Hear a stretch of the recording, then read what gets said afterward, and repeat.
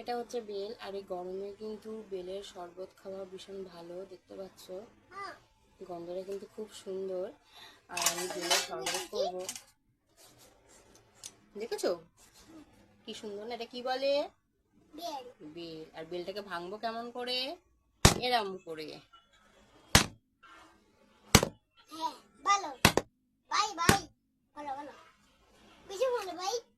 এই যে দেখো, গন্ধটা কিন্তু খুব সুন্দর, দেখেছো?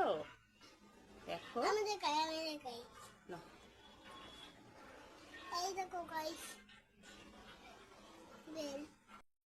যে এরম ভাবে বেল ভাঙছে, ভাঙা বেল আবার ভাঙছে। চামচ আর চামচে করে এরম ভাবে তুলবো।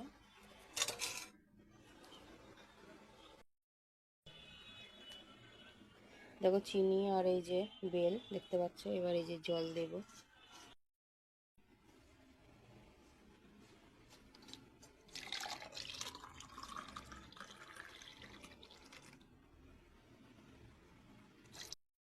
ধরো, হাত আঙুল দেয় না, এমনি ধরো খাও।